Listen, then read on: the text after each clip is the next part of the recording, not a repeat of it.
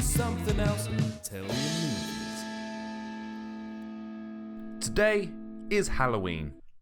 We made it through 2020 and we almost have made it through 2021. Now in hindsight, I do admit I should have done a little bit more prep around Halloween podcast, but I didn't. That's the facts. But we are doing one all about protagonists, or more importantly, the characters, like side characters, ones that aren't the protagonist, but they steal the show. Now,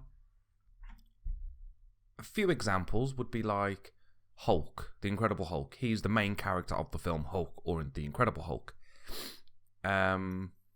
What else is there? I guess the Mummy, Imhotep. He's the main character because it's about him being killed, coming back to life, and trying to rule the world again. So you see what I'm going for. But this is all about the ones that aren't the main characters. So, pardon me. I've got some that I've again, just like I've done in previous podcasts, where I've looked over different, not forums, but kind of like forums, some, top 10 list sort of thing. And I've kind of threw some on my own in. And there is a Halloween one. Come to think about it, I've just remembered one. But let's have a look. Now, I'm going to start off with one because I can't pronounce half of the words. But Old Boy. The original Japanese one, or the one with Josh Brolin in it. Now, it focuses on someone called Dae-soo. So, in a nutshell, he gets locked away in a hotel room for like 14 years. This one character does, and he finally gets released without any, but he doesn't understand why he's been released or why he got imprisoned. And it's about him trying to find the person who did it. However, the main character is the guy that locked him away. Because, I'll use the...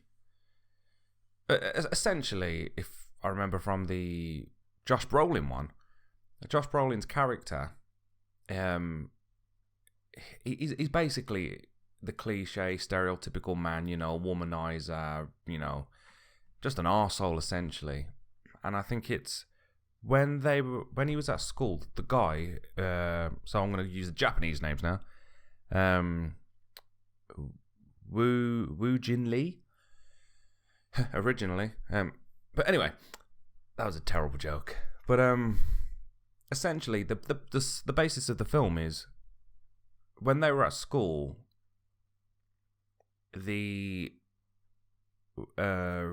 Woo Jin Lee, it's something like his family is in like this weird cult thing where they basically have like sex with each other, I think it was. And Dae-soo, so Josh Brolin's character is like, holy shit, makes fun of him. And then if I remember correctly, they the dad basically goes in to kill everyone, but the family, that is, but the son survives. So it's about the son getting revenge for what Josh Brolin's character did. So, like I said, the whole film's about this dude trying to figure out why he's been imprisoned, and it's really the guy who was in that weird sex thing with his family. This is really weird. But yeah, the main character, it focuses on Dae-soo, but it's nothing to do with him. Like, he really isn't important in the film, if that makes sense, because it all focuses around the other guy. That's amazing. But again, he doesn't necessarily steal the show because, if you watch the original film, the freaking fight scene is genius. But we'll move on. We'll move on to another one. This one kind of threw me a bit. Matrix. So, the Matrix, we all know, it's about Neo, the chosen one. It's about him taking out the machines and all that crap. Very Terminator-ish. But from what I've read, really it's Morpheus. He is the main character. Because without Morpheus, Neo would never have been found. The machines and the computers and all that would have still lived on. And it's the very fact that Morpheus has this dream, this premonition, this vision from the Oracle or whatever, that he's going to find the one, and he finds Neo. So really, looking at my notes, yes, Neo has the better arc in the film because it's him that saves everything. But without Morpheus, he would never have woken up. Now that's pretty cool. Have you seen the trailer for the new one? What are your thoughts? I'm not a fan. I mean, it looks good, but I think because of how it was filmed back in the late 90s, early 2000s, it did have a computery feel to it. The green feel. It felt very. I don't know. It had a different vibe. Where this one, maybe it's just because of the gear they used or the way they filmed it.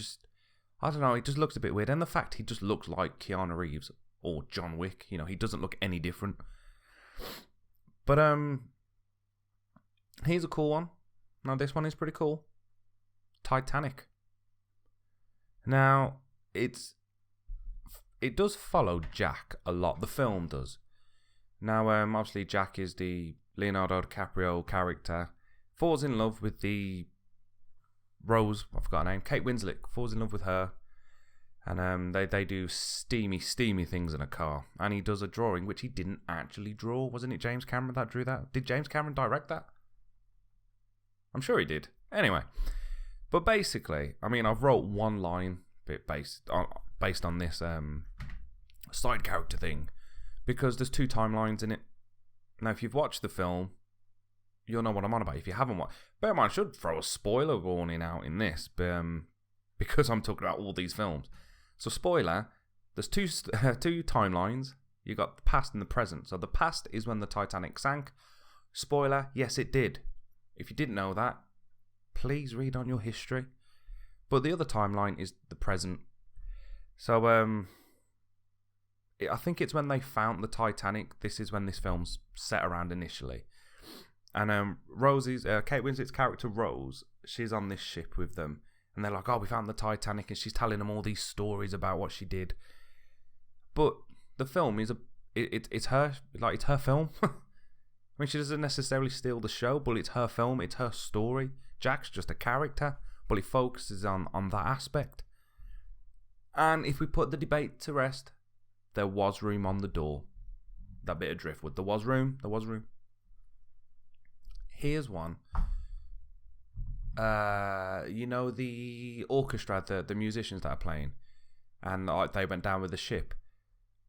There was a documentary a couple of years ago, and they found the last violinist's violin in the case, because apparently he went down not playing it but holding it, and they found his violin. How weirdly creepy is that? I'll be terrified. I mean, there was something else about the Titanic. That when they were building it, they were basically rushed. So I guess the bolts that were holding parts of the hub together, and there was a thing inside the Titanic which was quite revolutionary at the time and advanced really, that if there was a flood, these doors would close down, just drop, so it could stop all of the ship getting flooded. And what had happened was, because of basically how cheaply they'd made it, with the heat of the engines and then the cold of the water, it expanded parts of is it the hull or the hub? The hull? This is how much I know about ships. But basically, the doors wouldn't shut, so there was a gap, so water flooded in. That's terrible. And apparently, if the captain had just gone straight, they would have crumpled the front of the ship but survived. But because he went sideways, he tore a massive fucking hole in it. But yeah. And isn't really the thing about the ship breaking into when it sank, rather than as it does in the film? Anyway, I'm getting off topic. So basically, that film, it's all about Rose. All about the women. This is a cool one. For all you Star Wars fanatics. Star Wars. Luke Skywalker. Darth Vader. They're all the main characters. I don't know why I keep doing this weird head shit. But they're the main characters, yeah? Everyone knows Luke Skywalker. From losing his hand to doing sweet lightsaber action shit, and then seeing him in the Disney, was it Mandalorian, when he's terrible CGI. But, let's be honest, it's not about him. Oh no. It's not even about Darth Vader. It's not even about Jar Jar Binks. It's about Princess Leia. And again, I've done my classic of writing very few notes on this. But basically, yeah. She single-handedly takes down the Empire. So she gets the rebellion. She saves Han Solo. She basically gets literally, because of the whole rebellion thing, they get the blueprints for the Death Star. She's the one that's like, yeah, let's go and do this shit. Everyone else just does her legwork. She literally is and she befriends little furry dudes, what are they called? Ewoks. She is literally the person of the film, but it's all Luke Skywalker. I mean, it is the 70s and everything. Oh, here's another one, because I'm going off topic again.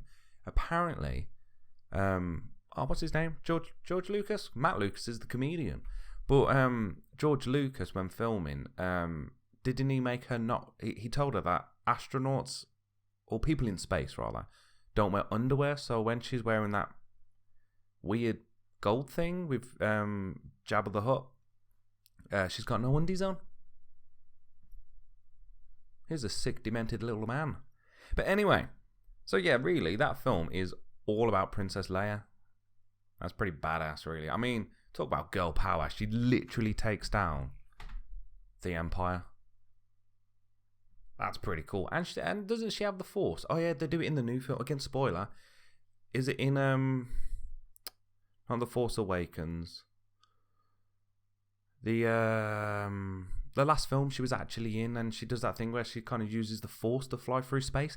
That threw me, because you don't really see her use the Force in the movies, and then all of a sudden she just starts flying through space. She's like, oh no, I'm fine.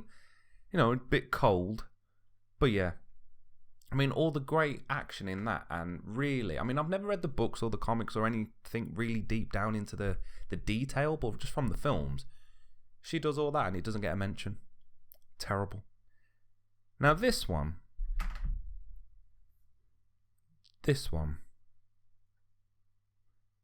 is...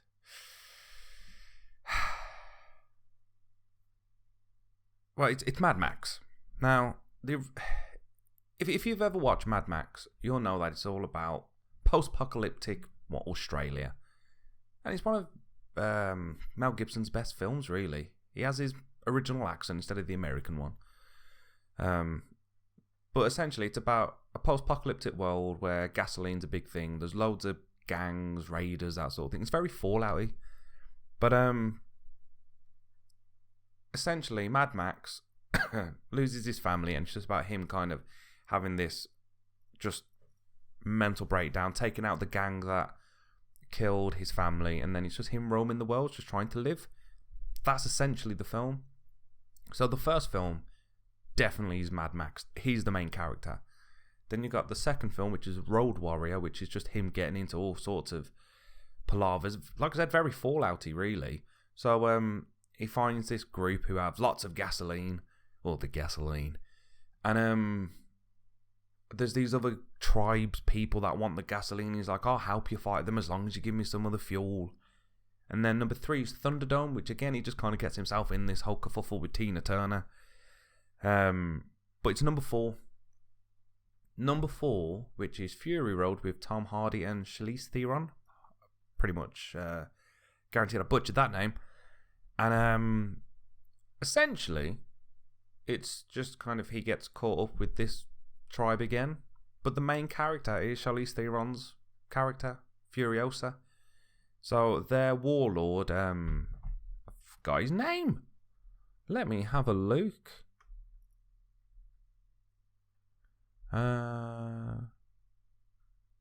Immortal Joe, is it? Oh, I can't even spell Immortal Joe. Oh, Immortan Joe. Okay, I always thought it was Immortal. So yeah, it's about this dude called Immortan Joe, and he has many wives, girlfriends. I don't know what you want to refer him to as, but he's like this big, like he's the main antagonist of the whole film.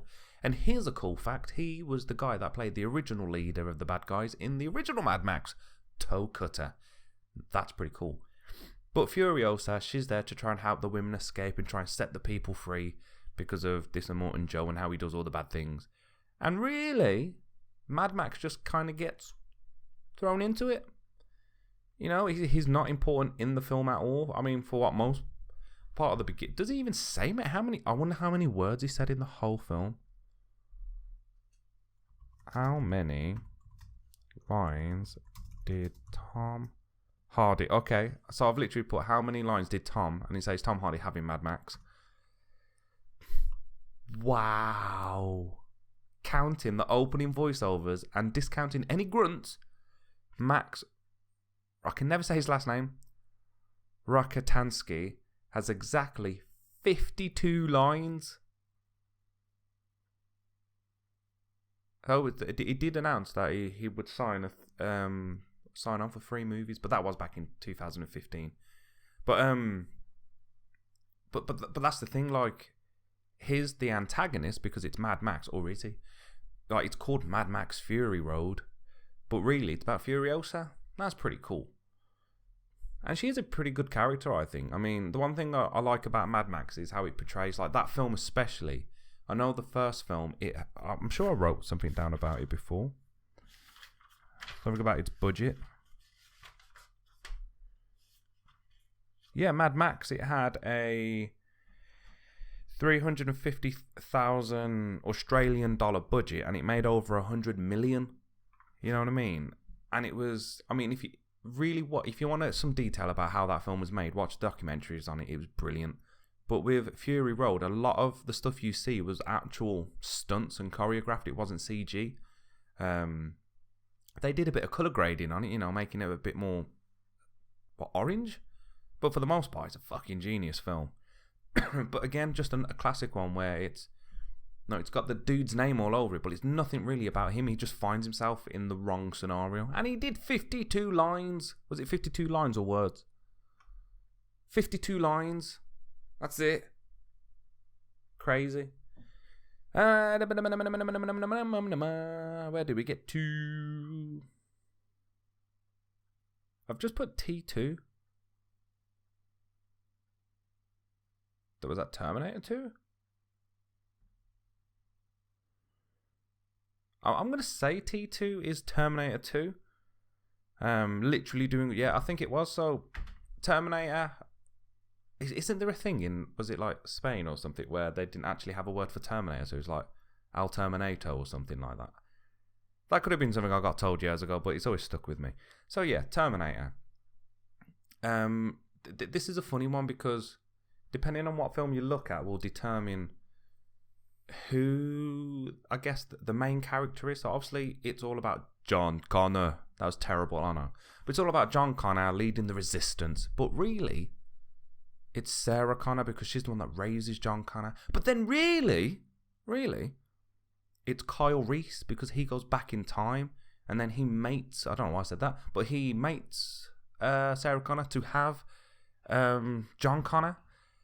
But then really, because this is why Terminator sucks, because it wasn't Dark Fate that tried to rewrite after Terminator 2? Is Dark Fate the last one they made where Sarah Connor comes back? Because it's not... Yeah, spoiler. Watch the beginning of that. That threw me off guard completely because that says fuck you to their main character.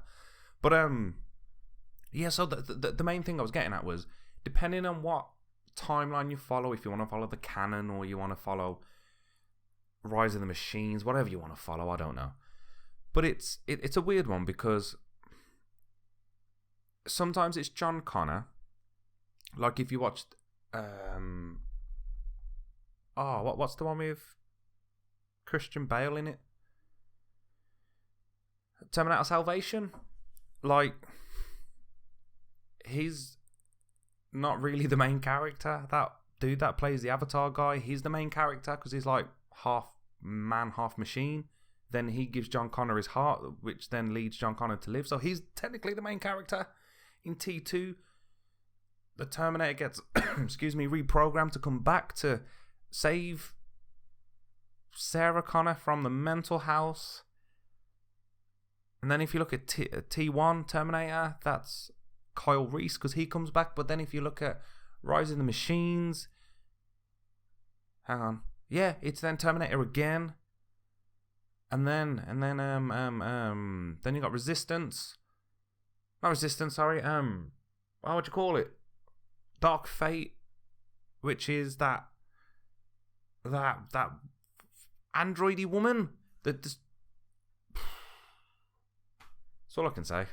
It's too much. But again, you look at it and you think, who is the protagonist? Because if you look at, like I said, T2, the protagonist is Sarah Connor, essentially, I think. But then Terminator is the one that does literally everything. He carries the film.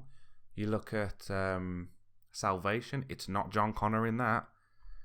Oh my God, why do they do this to films? Why do they keep changing the bloody timeline and everything? I mean, what was it? Salvation? Not Salvation. They did one where they tried to rewrite it. Genesis. It was Genesis. So they rewrote Genesis. They wrote Genesis to rewrite like the other films, but then it failed, and then Dark Fate rewrites all of the films after number 2. Ugh. Just make it easy for us. Another one is Lord of the Rings. Now, we all know it's Frodo, you know, takes the ring and he's like, Gandalf! And it's all about him taking the ring to be destroyed. However, he makes literally all the wrong choices. You know, for a start, he puts the ring on. I mean, I know it can hide him from all the, I can't remember the names now. But essentially, Lord of the Rings, it focuses on Frodo. Now, there is a ton of characters in it. But it's Sam. Sam is the main character. Like, he literally carries Frodo throughout the 3 films. If you really look at it. Because, like, he basically risks his life for him. You know, he's the only one that sees what's there. Obviously, Frodo's being manipulated by the ring. And Sam's always there for him. He's like, bro, calm yourself down. I know what to do. And it's just, I mean, isn't the Return of the King all about, what's his name? Strider. I got my computer. Let's have a look. What's his name?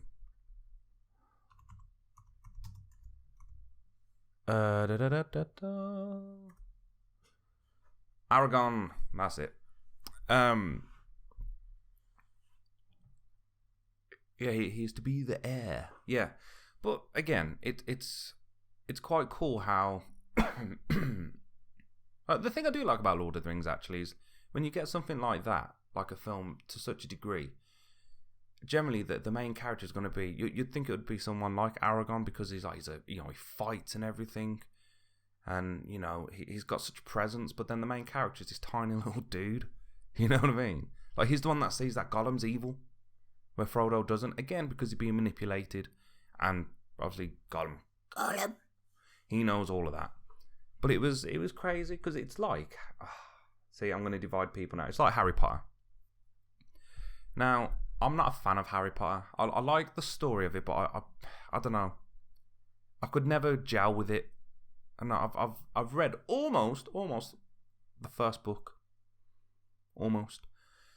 But the thing with Harry Potter, and like I said with the Lord of the Rings, I mean, Harry Potter, it's literally called Harry Potter because it's the boy that lived.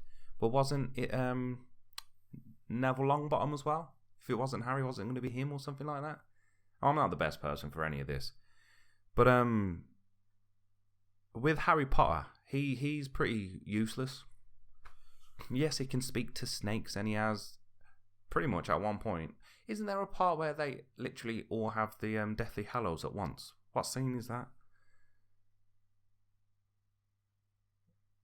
Oh, this is going to bug me. I'll have to rewatch the films or read the book at some point. But he literally doesn't do anything by himself. Like, everything's done for him. Like, Hermione pretty much tells him what to do. Ron's a bit clumsy but manages to do stuff, like when he attacks the Horcrux and everything. Dobby pretty much saves his life every time. Dumbledore's always looking out for him because he knows the prophecy and all that crap. But he literally, like, he gets by just on fluke. Like when he's got to get the is it in Goblet of Fire where he's got to do the Tri-Wizard tournament thing, and he's got to find something to breathe underwater. And then Neville's like, oh, you can try Gilliwig or something. And he's like, oh, sweet. Just literally gets by fluke. What else is there? It should have just been called the Wizard Children of Hogwarts. I mean, that's there's a good title. But again, it's just one of them ones where it's the focal point is never what you should be focusing on. Like if you watch Space Jam 2, there's the part where they are actually playing basketball. I think it's at the end. The amount of characters in the background, and it takes you away from the actual focal point of, like, is it LeBron? I don't do basketball, I don't know his name. But it's that basketball match, and it takes it all away because you're focusing on all the people at the back, where it's like, I think you see the Mask in there, and, you know, there's so many characters in there, and it is honestly mind-blowing. But we're moving off topic. See, I've got one here that I haven't wrote down because, like I said, I only thought of it about 20 minutes ago while doing this. Beetlejuice. Now, it's literally called Beetlejuice, but the main character or characters are the two ghosts that died. Well, two people that died, Alec Baldwin and I forgot the other person's name. But it's about them in their house trying to get their house back by scaring people. Like, Beetlejuice isn't the main character. Even Wyone, I cannot say her name. Even her, Wyone Ryder, she ain't the main character. It's the two ghosts. They're the main ones. But it really focuses on, I mean, let's be fair, Michael Keaton steals the show as Beetlejuice.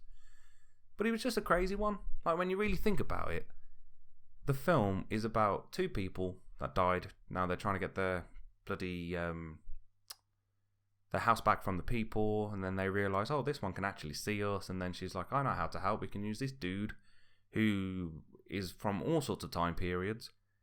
And isn't it that Michael Keaton improvised like 90% of his lines? That is crazy. But it's just another example of where a side character steals the show, even though it's called Beetlejuice. It's about him. Like, I say, I got that backwards. They're the main characters, but he steals the show when he's not really in it a fat lot. Even to the point when he's trying to kill them all, marry Wyone Ryder and all that. They're still the main characters because don't they make like the ultimate sacrifice and don't they come back alive? And isn't Michael Keaton reprising his role? That's pretty cool. But yeah, that's my list. I mean, I'm trying to think of some more off the top of my head, where I think, you know what, that was completely wrong. But there's loads, isn't there? If you was to really sit down and look at the films you watch, I bet you are like, they're not actually the main person. I mean, this is completely unrelated to protagonists and stuff, but is it Under Siege 2 where Steven Seagal just like dies immediately? Best thing in films, love it. Or you've got